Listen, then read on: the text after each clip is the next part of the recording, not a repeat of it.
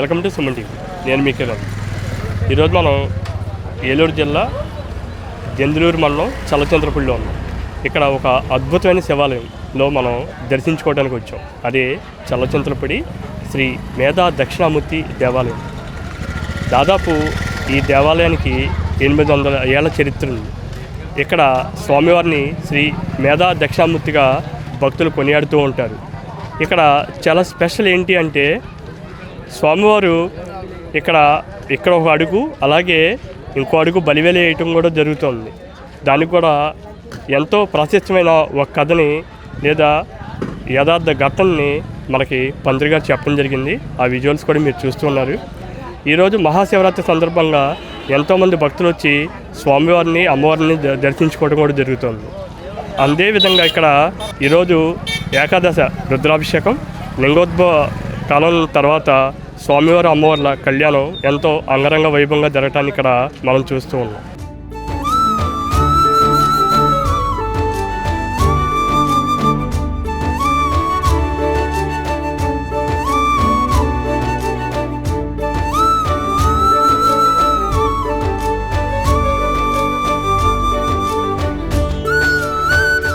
ప్రస్తుతం మనం మేధా దక్షిణామూర్తి చల్లచంద్రపల్లి దేవాలయంలో ఉన్నాం.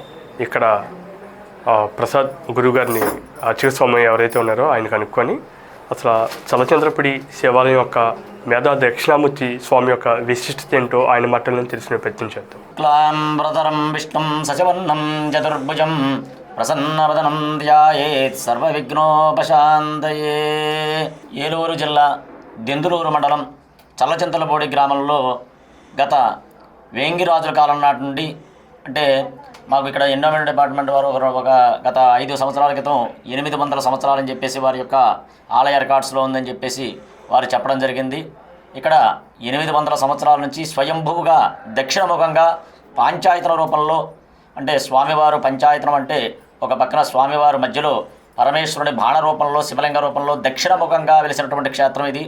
ఒక పక్కన గణపతి, మరొక పక్కన మేధాదేవి. అమ్మవారు పేరే మేధ అంటే అమ్మవారు, దక్షిణామూర్తి అంటే పరమేశ్వరుడు, అంటే విద్యను ప్రసాదించేటటువంటి తల్లి, జ్ఞానాన్ని ప్రసాదించేటటువంటి మేధాదేవి శారదామాతగా కొలుస్తూ ఉంటారు.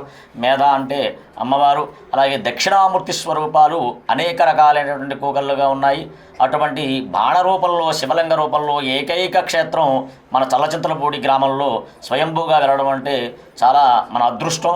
అలాగే ఇక్కడ ఆ పక్కన అమ్మవారు, మరొక పక్కన విష్ణుమూర్తి, యువతల సూర్యనారాయణమూర్తి, మధ్యలో పరమేశ్వరుడుగా ఇక్కడ విరాజిల్లుతూ భక్తులు కోరిన కోరికలు తీరుస్తూ ఎప్పటికప్పుడు స్వామివారి యొక్క అనుగ్రహాన్ని భక్తులందరూ పొందుతూ ఇలాగా గత సంవత్సరాల నుంచి ఇక్కడ ఆలయ కమిటీ వారు, గ్రామ కమిటీ వారు, అంటే గ్రామ పెద్దలు, పురప్రజలందరూ కూడా మహాశివరాత్రి మహోత్సవాలు అంగరంగ వైభవపేతముగా నిర్వర్తించడం జరుగుతూ ఉంది. మరి ఎక్కడ చూసినా కూడా అనేక రకాలైనటువంటి కొంచెం ఇబ్బందులు వస్తుంటాయి. మాకు ఇక్కడ గ్రామంలో అందరూ కలిసికట్టుగా 4 గ్రామాలు 5 గ్రామాలు కలిసికట్టుగా చేయడం అంటే ఇంకెక్కడా కూడా జరగదు. అన్ని రకాల కులస్తులు కూడా కలిసి ఇక్కడ శివరాత్రి మహోత్సవాలు అంగరంగ వైభవేతంగా నిర్వర్తించడం జరుగుతూ ఉంటుంది. అందులో స్వామివారు ఇక్కడ ఆంధ్రప్రదేశ్లో దక్షిణముఖంగా వెలిసినటువంటి క్షేత్రం చల్లచంతలపూడి. అంటే చల్ల అంటే పాలు, పెరుగు, మజ్జిగ, ఇటువంటివన్నీ కూడా పూర్వకాలంలో పాడి పంటలతో బాగా విరాజిల్లుతూ ఉండేది. ఈ పాలు పెరుగు చేసిన తర్వాత ఈ చిలకడం మొదలుపెట్టేవారు బాణంలో. ఈ అర్ధరాత్రి ఆడవారందరూ కూడా పనులన్నీ ముగించుకుని ఆ వెన్న చిరికేటప్పుడు ఆ వెన్న చప్పుడుకి పరమేశ్వరుడు అయ్యి బాబు చాలా ఉండలేకపోతున్నాననేటువంటి చప్పుడు భరించలేకపోతున్నాననే భావనతో ఇక్కడ మండపం, ముఖ మండపం ఎదర గర్భాలయంలో శ్రీచక్రమేరు, ఇది పూర్వకాలంలో చాలా పెద్దలు చెబుతూ ఉంటారు. అందుకు నిదర్శనం కూడా మధ్యలో చీలినట్టు ఉంటుంది. ఇదంతా కూడా అప్పట్లో వేంగిరాజుల వారు రాతి కట్టడాలు కట్టినటువంటి ఈ యొక్క నిర్మాణ మండపాలు, అది చీలినట్టు కూడా కనిపిస్తూ ఉంటుంది. ఈ మధ్యన మళ్ళా గోపురం కట్టి అదంతా కూడా పూడ్చడం జరిగింది. ఇందులోంచి ఈ చప్పుడు భరించలేక ఎదుర్కొన్న ఉన్నటువంటి అష్టాదశ శక్తి పీఠాలకు నిదర్శనంగా 18 స్తంభాలతో అక్కడ ముఖమండపం ఎదురుకుండా స్వామివారికి ఉండడంతో ఇక్కడి నుంచి వెళ్ళిపోవాలి ఎక్కడికైనా అనే ఆలోచనతో ఒక మండపం మీద, మనకు ఎదురుకుండా ఉన్నటువంటి మండపం మీద అడుగు వేసి పాదాన్ని మోపి బయటికి వెళుతూ ఉండగా ఇక్కడ ఉన్నటువంటి భక్తులందరూ కూడా ఏదో అలజడి జరుగుతూ జరుగుతోందని చెప్పేసి వెంటనే లేచి స్వామివారిని నాయన క్షమించు, మా వల్ల ఏదైనా తప్పు దొరికితే మమ్మల్ని క్షమించి మమ్మల్ని, మా గ్రామాన్ని, మా యొక్క కుటుంబాలన్నీ చల్లగా చూడమని చెప్పేసి వేడుకోగా స్వామివారు ఇక్కడి నుంచి ఒక అడుగు మళ్ళా బలివేలో ఒక అడుగు వేశారని ఇక్కడ ఉన్నటువంటి పూర్వకాలంలో ఉన్నటువంటి పెద్దలు చెబుతూ ఉంటారు. ఈ అడుగు వేయడంతో మంటపం బొరిగి అలా ఆగిపోవడంతో భక్తులందరూ కోరినటువంటి కోరికల మూలంగా ఆ మంటపాన్ని అలాగే ఆపేసుకుని ఆయన అక్కడ నేను ఇక్కడే ఉన్నానని నిదర్శనానికి అప్పటి నుంచి 800 సంవత్సరాల నుంచి కూడా ఆ మంటపం నిదర్శనం అదేనండి. అలాగే చాలా మంది ట్రై చేశారు, పాప మంత్రులందరూ కూడా వచ్చి జాకీలతో లేపి దాన్ని సరిచేద్దాం అనుకున్నారు. అలా వచ్చిన వాళ్ళందరూ కూడా ఏ పని ముందుకు వెళ్ళలేదటండి. అలాగే ఈ మండపం మీద ఆ రాళ్ళన్నీ కూడా మా వారందరూ కూడా కలిపి పక్కన అటు ఇటు జరిపి వెడల్పు ఉంటూ ఉండేది. ఆ నీళ్లు వర్షం కూడా పడుతూ ఉండేది. అయినా సరే కదిపి పక్కన పడేసినా సరే దగ్గరికి జరిపినప్పుడు కూడా ఇంత ఇంచుకు కూడా ఆ స్వామివారి యొక్క మండపం ఏది అవ్వలేదు, పైన స్లాబ్ కూడా పోయడం జరిగింది. మరి అటువంటి మహత్యం మరి అలా ఎవరూ కూడా ఎటువంటి ఇంజనీర్స్ కూడా అలాగా ఏర్పాటు చేయడం జరగదు.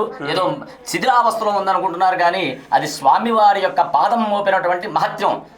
ఇక్కడే ఉన్నాను నేను అని చెప్పడానికి గల కారణం ఆ మేధా దక్షిణామూర్తి. అందులో మేధా దక్షిణామూర్తి అంటే గురువు, దేవతలకు అధిపతి బృహస్పతి.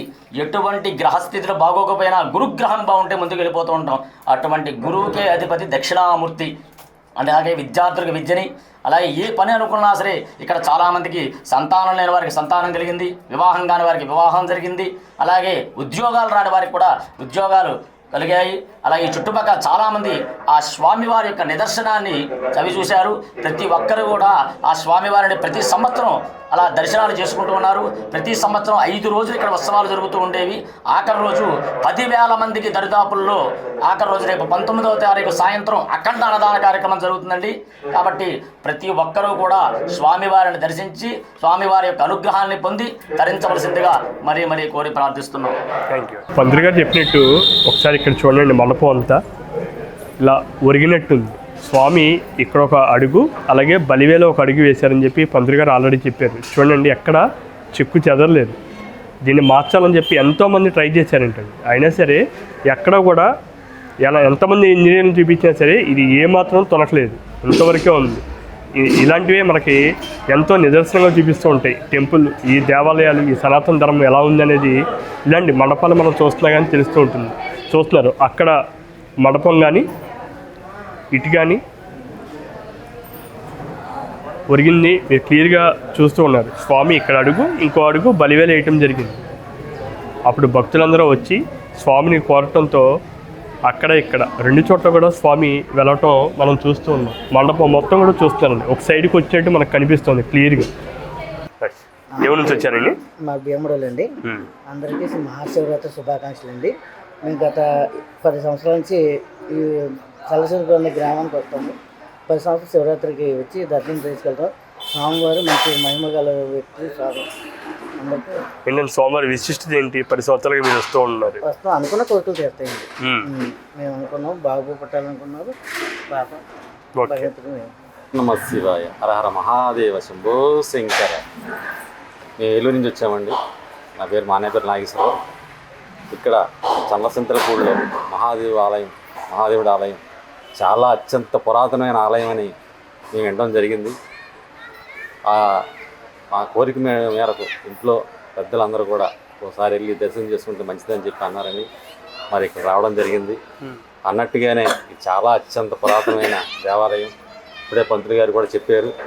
ఈ చల్లచింతలపూడి అనేది విశిష్టత ఎలాగొచ్చింది ఏంటి అనేది కూడా వివరంగా ఆయన చాలా బాగా చెప్పారు. చాలా సంతోషం. ఇంత మారుమూల గ్రామంలో ఇలాగా ఎవరికి తెలియకుండా ఒక గ్రామం మట్టికే ఇది ఉండిపోవడం అనేది ఇది కరెక్ట్ అయిన పొజిషన్ కాదు. ఎమ్మటే సమాచార ప్రసార శాఖ దీన్ని వెలుగులో తీసుకొచ్చి మరి ఇక్కడ చాలా శిథిలావస్థ చేరుకొని కనబడుతుంది. సరైన సౌకర్యాలు భక్తులకు కూడా ఏం కనబడలేనట్టు కనబడుతుంది నాకు. మరి గవర్నమెంట్ వారు ఎమ్మటే పూనుకొని కనీసం వచ్చే శివరాత్రికైనా మంచి డెవలప్మెంట్ చేసి మన బలివేలాగా మంచి సౌకర్యాలు ఏర్పాటు చేస్తారని కోరుకుంటున్నాం. ఎండోమెంట్ డిపార్ట్మెంటు మన ఇది మన చింతమనేని ప్రభాకరరావు గారి కాన్స్టిట్యూషన్ లాగా ఉంది. ఇది ప్రభాకరరావు గారికి ఒక మాట చెప్తే చాలు మొత్తం ఆయన చేసి పెడతారు. మరి ఆయన్ని ఉన్న పెద్దలందరూ కలుసుకొని ఈ డెవలప్మెంట్ గురించి మరి ఆయనకి అన్వయించుకుంటే కంపల్సరీగా ముఖ్యమంత్రి గారికి చెప్పి ఈ చల్లచింతలపూడి ఈ ప్రత్యేకమైన ఈ దేవస్థానం స్వయంభూ దేవస్థానాన్ని అందరికి కూడా ప్రపంచవ్యాప్తంగా గుర్తింపు వస్తుందని చెప్పేసి మేము భావిస్తున్నాం. మేము ఏలూరు నుంచి ఎక్కడో టీవీలో చూసి మేము రావడం జరిగింది. చాలా చక్కగా స్వామివారు మాకు దర్శనం అయ్యింది.